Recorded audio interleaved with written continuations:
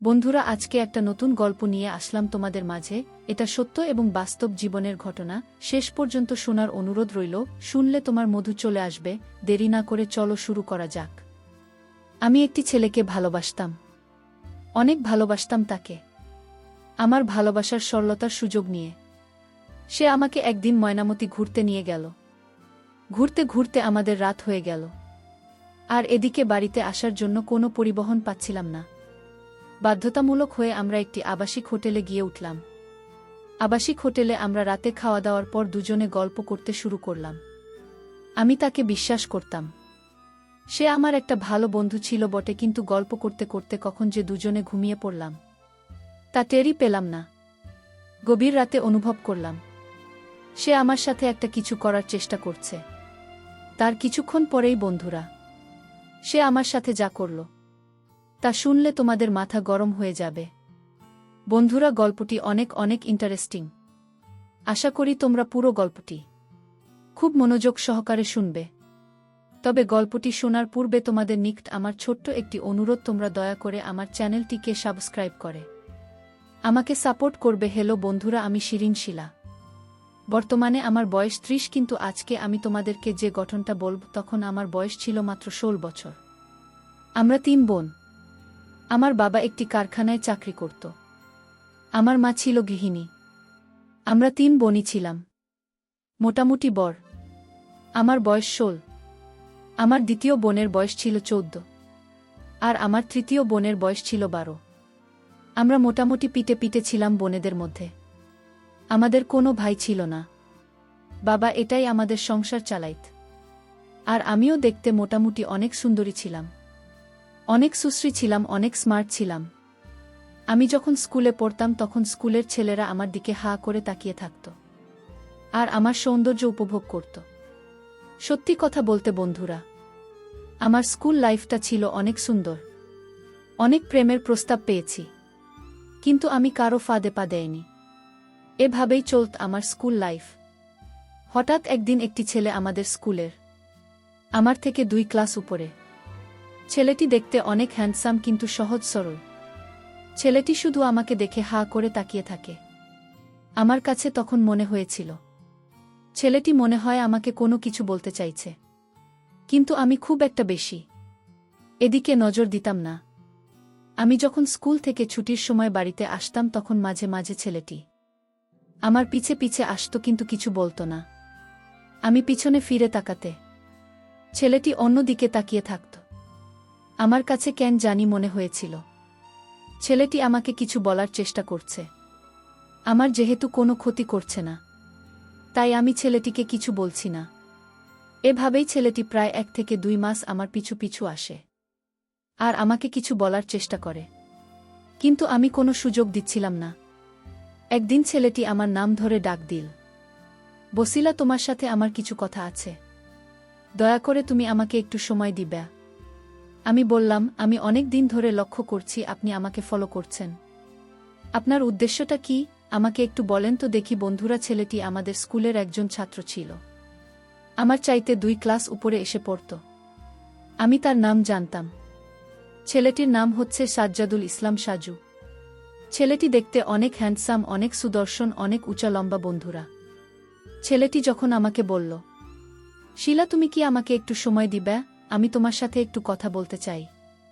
যদি তুমি অন্ধকার চর্চা মনে না কর। আমি বললাম, না না, কি বলছেন আপনি?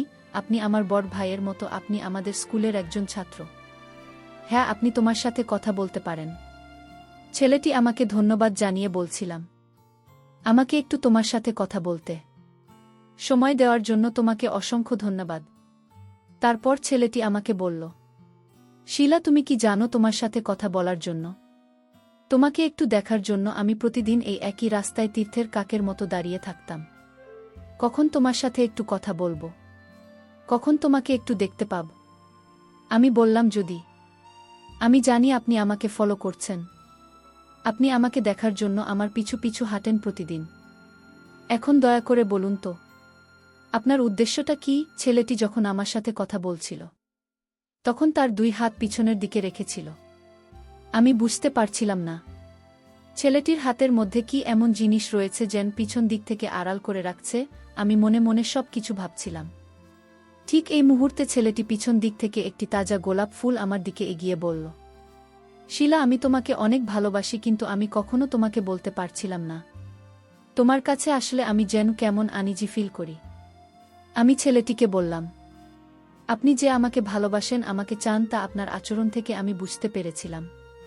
আর তাছাড়া আপনারা অনেক বড়লোক। আপনার বাবা অনেক টাকা পয়সার মালিক, ব্যবসা বাণিজ্য সব কিছুই আছে। কিন্তু আমার বাবার তো কিছুই নেই। আমার বাবা সামান্য একটা ফ্যাক্টরিতে চাকরি করে যে কয় টাকা পায় তা দিয়ে আমাদের কোনোরকম সংসার চলে। আপনার সাথে আমার যায় না, আপনি দয়া করে আমাকে ক্ষমা করে দিন। ছেলেটি আমার কথা শুনে আমাকে বলল, শিলা, আমি তোমাকে ভালোবাসি। আমি তোমার বাবার টাকা পয়সা, অর্থসম্পদ, পারিবারিক অবস্থায় সব কিছুকে ভালোবাসি না। তোমাকে আমার ব্যক্তিগতভাবে ভালো লাগে। শিলা, ভাল লাগা আসে মন থেকে। আমি সত্যিকার অর্থে মন থেকে তোমাকে ভালোবাসি। আমি কথা দিলাম শিলা, আমি কোনোদিন তোমার ভালোবাসাকে অসম্মান করব না। তুমি আমার ভালোবাসাকে ফিরিয়ে দিও না শিলা, তোমার ভালোবাসার কাছে আমি অসহায়। ছেলেটির এরকম মিষ্টি মিষ্টি কথা শুনে আমার আবেগী মনকে হার মানতে পারলাম না। ছেলেটির প্রতি আস্তে আস্তে দুর্বল হয়ে যেতে শুরু করলাম। ছেলেটির মুখে এত মিষ্টি মিষ্টি কথা, যে কথা আমার হৃদয় ছুঁয়ে গিয়েছিল। তারপরও ছেলেটিকে আমি কোনোভাবেই বুঝতে দেয়নি যে আমি তার প্রতি দুর্বল হয়ে যাচ্ছি। আমি মনে মনে ভাবতে লাগলাম, বড়লোকের ছেলে আজকে ভালোবাসার অভিনয় করে আমার সর্বনাশ করে তারপর চলে যাবে, কোনোভাবেই তাকে ভালোবাসা যাবে না। তারপর আমি মনে মনে ভাবলাম ছেলেটিকে কিভাবে আমার কাছ থেকে বিদায় করা যায়, আমার পিছন থেকে তাকে সরিয়ে দেওয়া যায়। মনে মনে চিন্তা করতে লাগলাম এমন কিছু করতে হবে যাতে তার মনে কষ্ট না পায়, আর এমনিতেই সে আমার কাছ থেকে সরে যায়। আমি বললাম, দেখো সাজু ভাই, তুমিও যেমন আমাকে ভালোবাসো, ঠিক আমাকে একটি ছেলে এরকম ভালোবাসে। সে তোমার আগে আমার জীবনে এসেছে। এখন আমি কি করব সাজু ভাই? আমাকে একটা বুদ্ধি দাও, একটা পরামর্শ দাও। আমি তো তোমার জন্যই ছেলেটিকে ঠকাতে পারি না। আমি যখন অন্য একটি ছেলেকে ভালোবাসে বললাম তাকে পরীক্ষা করার জন্য, তখন আমি দেখতে পেলাম সাজু ভাইয়ের মুখটা একেবারেই মলিন হয়ে আছে, তার ভেতর থেকে যান কোনো কথাই বের হচ্ছে না। সে ভেতরে ভেতরে পড়ে যায়, ছাই হয়ে যাচ্ছে। কিছুক্ষণ পর ছেলেটি একটি দীর্ঘশ্বাস নিয়ে বলল, মনে হয় বিধাতা ভাগ্যে তোমাকে আমার কপালে রাখেনি। তা না হলে তোমার সাথে আগে আমার কেন দেখা হলো না, বা তুমি কেন আগে আমার নজরে পড়লে না? তোমার সৌন্দর্য আমার চোখের মধ্যে, ওই ছেলেটির আগে কেন ধরা পড়ল না? এই বলে ছেলেটি নিজের মাথার চুল নিজের টেনে টেনে ছিঁড়া প্রত্যেক দেখাচ্ছিল আর আমাকে বলল, শিলা, তুমি যদি অন্য কাউকে তোমার মনে জায়গা দিয়ে থাকো তাহলে আমার কোনো আপত্তি নেই, কিন্তু তোমার প্রতি আমার একটি ছোট্ট অনুরোধ থাকবে। প্রেমিক হিসাবে নয়, বন্ধু হিসেবে হলেও তোমার মনে আমাকে একটু স্থান দিবে। আমি যদি তোমার বন্ধু হতে পারি তাহলে আমি আমার জীবনটাকে ধন্য মনে করব।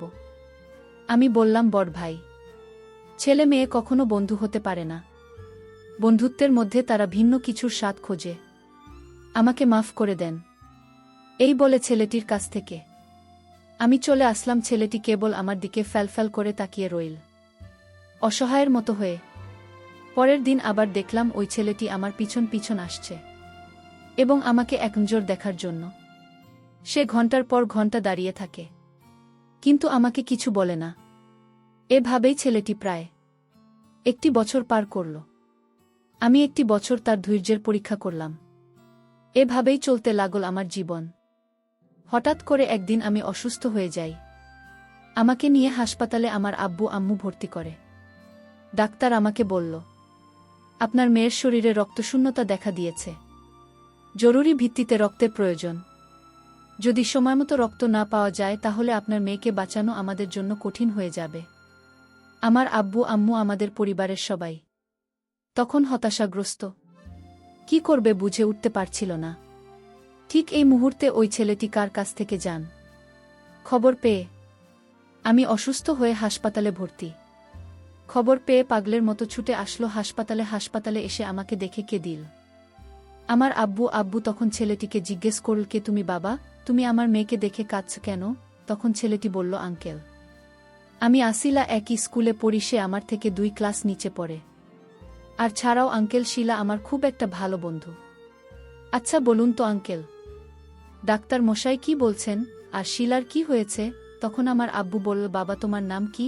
আমি বললাম, আঙ্কেল আমার নাম সাজ্জাদুল ইসলাম সাজু। আমি আপনাদের এলাকারই সন্তান। আমার আব্বুর নাম সাবির মিনা।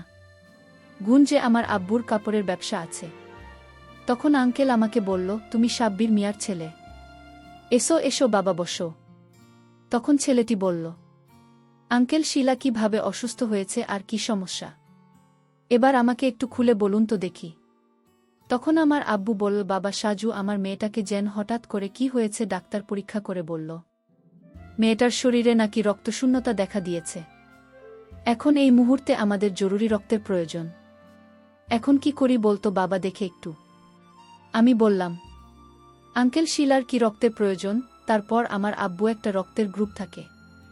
ছেলেটি কি বলল? ছেলেটি বলল, আঙ্কেল আপনি কোনো চিন্তা করবেন না, আমার রক্তের গ্রুপ শিলার সাথে মিল আছে। আপনি খুব তাড়াতাড়ি ডাক্তারকে বলেন আমার এখান থেকে রক্ত নিয়ে তাকে বাঁচাতে। ছেলেটির কথা শুনে বাবা খুব সাহস পেলেন। খুব তাড়াতাড়ি ডাক্তারকে বললেন, ডাক্তার মশাই আমি রক্তের সন্ধান পেয়েছি। আপনি ওই ছেলেটির কাছ থেকে খুব দ্রুত রক্ত নিয়ে আমার মেয়েটিকে বাঁচান। তারপর ডাক্তার মশাই ওই ছেলেটির কাছ থেকে রক্ত নিয়ে আমাকে বাঁচালেন। আমি খুব অদ্ভুতভাবে চিন্তা করতে লাগলাম যে কতটুকু মহৎ হলে একটা মানুষ নির্দ্বিধায় একটা মানুষের জন্য রক্ত দিতে পারে। ছেলেটির প্রতি আস্তে আস্তে আমি দুর্বল হয়ে যেতে শুরু করলাম। আর মনে মনে আমি খুব অনুশোচনায় ভুগছিলাম, কারণ ছেলেটি 1 মাস 2 মাস নয়, পুরো 22 বছর আমার পেছনে ঘুরঘুর করছে। কতই না কষ্ট পেয়েছি, কতই না কষ্ট আমি তাকে দিয়েছি, অথচ ছেলেটি আমাকে সত্যিকার অর্থে ভালোবাসে। যে ভালোবাসার প্রতিদান স্বরূপ আমি আজকে পেয়েছি, তার জীবনের রক্তবিন্দু দিয়ে সে আমাকে বাঁচিয়েছে। এসব ভাবতে ভাবতে নিজের প্রতি ঘৃণা করতে শুরু করলাম, যে একজন এত ভালো মানুষকে কিভাবে আমি এত কষ্ট দিতে পারলাম। তারপর ছেলেটির প্রতি আমি আস্তে আস্তে ভালোবাসার বন্ধনে আবদ্ধ হতে শুরু করলাম। সে আমাকে অনেক ভালোবাসত, বিদেশে আমার জন্য অনেক কিছু করেছিল। একদিন ছেলেটিকে আমার সমস্ত কষ্ট সব কিছু তার কাছে শেয়ার করলাম। বললাম যে এতদিন আমি তোমাকে যে অভিনয়টা করেছিলাম, সত্যিকার অর্থে আমার তেমন কোনো ভালোবাসার মানুষ ছিল না। আপনি বড়লোকের ছেলে, যে জন্য আপনাকে আমি সবসময় ইগনোর করতাম, সবসময় আমি তোমার কাছ থেকে দূরে থাকতাম, কারণ বড়লোকের ছেলেরা ভাল হয় না। আমার এক বান্ধবী বড়লোকের ছেলের সাথে প্রেম করত, তারপর তার সর্বনাশ করে চলে গিয়েছে। সেই থেকে আমার সমস্ত বড়লোকের ছেলেদের প্রতি ঘৃণা জন্মেছে।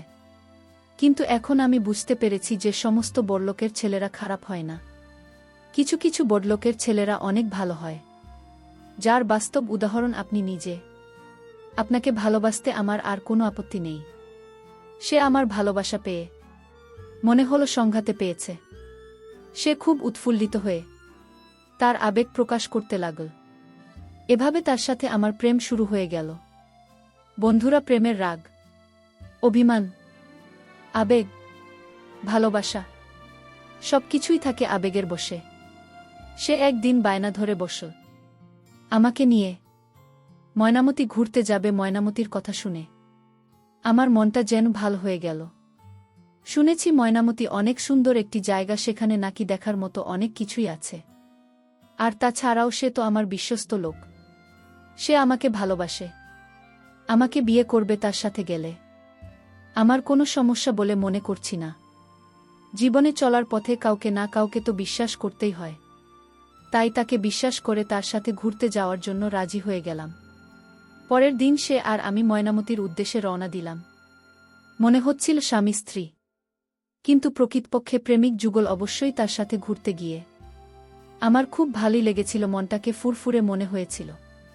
আর আমারও মাত্র উঠতি বয়স, যে বয়সে মনের মধ্যে উতাল পাতাল ঢেউ শুরু হয়। আর তাছাড়া পাশে একজন রোমান্টিক ছেলে পেয়ে জীবন তাকে যেন রঙিন মনে হচ্ছে। আবেগের ছোঁয়া মাঝে মধ্যে কল্পনাতে হারিয়ে যায়, ভিন্ন এক জগতে। এক পর্যায়ে আমরা ময়নামতি গিয়ে হাজির হলাম। ময়নামতি গিয়ে আমরা একটি বিলাসবহুল হোটেলে উঠলাম। আবাসিক হোটেল। সুন্দর পরিবেশ ছিল। দেখার মতো জীবনের প্রথম আবাসিক হোটেল রাত্রিযাপনের অভিজ্ঞতা। খুব ভালোই লাগছিল। আমার মনটা খুব ভালো ছিল। আর সেই সাথে আমার প্রেমিক সাজ্জাদুর রহমান সাজু, আমি তাকে সাজু বলেই ডাকি। সেও আমাকে পেয়ে অনেক রোমান্টিক হয়ে ওঠার চেষ্টা করল। তার মনটা ফুরফুরা। মাঝে মধ্যেই বিভিন্ন রকম রোম্যান্টিক গান গাইত, মুখের মধ্যে তার কতই না মিষ্টি হাসি। কারণ এই প্রথম সে জীবনে আমাকে এত কাছে পেতে চলেছে। আমরা অনেকক্ষণ গল্প করলাম। গল্প করতে করতে কখন যে চোখ লেগে যায় বুঝতে পারি নাই। গভীর রাতে ঘুমের মধ্যে হঠাৎ আমি অনুভব করলাম সে আমাকে শিহরিত করার চেষ্টা করছে। আমি ঘুমের ভান করে পড়ে রইলাম, তাকে কিছুই বলিনি। সে আমাকে আস্তে আস্তে এমন অবস্থা করেছিল। কিছুক্ষণ পর আমি নিজেই বেপরোয়া হয়ে গেলাম। তখন আমিও ভিন্ন কিছুর ইমেজ পাওয়ার চেষ্টা করছিলাম। তাকে আরও বেশি কাছে পাওয়ার চেষ্টা করছিলাম। মনের আবেগ পরিপূর্ণ ছড়িয়ে ছিটিয়ে যেন আগুন হয়ে গিয়েছিল দুটি হৃদয়। এইভাবে চলতে থাকে প্রায় আমাদের দীর্ঘক্ষণ প্রয়াস। তারপর সে যখন আমার উপর পরিপূর্ণ নিয়ন্ত্রণ আনতে যাবে তখন আমি খুব ভয় পেয়ে যাই, কারণ তারা অনেক অনেক একেবারে হেব্বি। সে যখন কিঞ্চিত পরিমাণ চেষ্টা করেছিল আমি তাকে কঠোরভাবে নিষেধ করেছিলাম। তারপরও সে আমাকে কোনোভাবেই ছাড় দেয় নাই, কারণ তখন সম্পূর্ণ আবেগ কাজ করেছিল বুথের মধ্যে। তারপর বন্ধুরা, সে যখন পরিপূর্ণ আমাকে নিয়ন্ত্রণ এনেছিল আমার কাছে মনে হয়েছিল যে আমার দম বন্ধ হয়ে আসছে। যদিও প্রথম প্রথম অনেকটাই কষ্ট পেয়েছিলাম, কিন্তু পরে আসল স্বাদ পেয়েছিলাম, যে স্বাদ হয়তো পৃথিবীতে খুব কমই হয়ে থাকে। সৃষ্টি জগতে কবি সাহিত্যিকেরা বলেন এটাই নাকি বিধাতার দেওয়া শ্রেষ্ঠ অমৃত, যার কারণে যুগ যুগ ধরে প্রেমিক যুগল তীর্থের কাকের মত হাহাকার হয়ে হাজার হাজার প্রহর গুনতে থাকে। বন্ধুরা, আমাদের অবস্থাও ঠিক তাই হয়েছিল। এর কিছুদিন পরে আমার আর ওর সাথে বিয়ে হয়ে যায়। বিয়ের পর আমরা প্রতিদিনই আমাদের হ্যাপি মুহূর্ত কাটাতাম। বন্ধুরা, এখন আমরা খুব ভালোই আছি, খুব সুখে আছি। তোমরা সকলেই আমাদের জন্য দোয়া করবেন। বন্ধুরা, আজকে এই পর্যন্তই। আবারও আসব তোমাদের মধ্যে নতুন কোনো ভিডিও নিয়ে। ভিডিওটি যদি তোমাদের ভালো লাগে তাহলে একটি লাইক দাও। প্রতিদিন আমি তোমাদেরকে একটা করে নতুন গল্প উপহার দিব, তাই তোমাদেরকে অনুরোধ করে বলছি, তোমরা যদি এরকম ধরনের ইন্টারেস্টিং গল্প পেতে চাও তাহলে দয়া করে আমার চ্যানেলটি সাবস্ক্রাইব করো। পরিশেষে তোমাদের সকলের সুস্বাস্থ্য কামনা করি। ভিডিওটি দেখার জন্য তোমাদের সকলকে অসংখ্য ধন্যবাদ।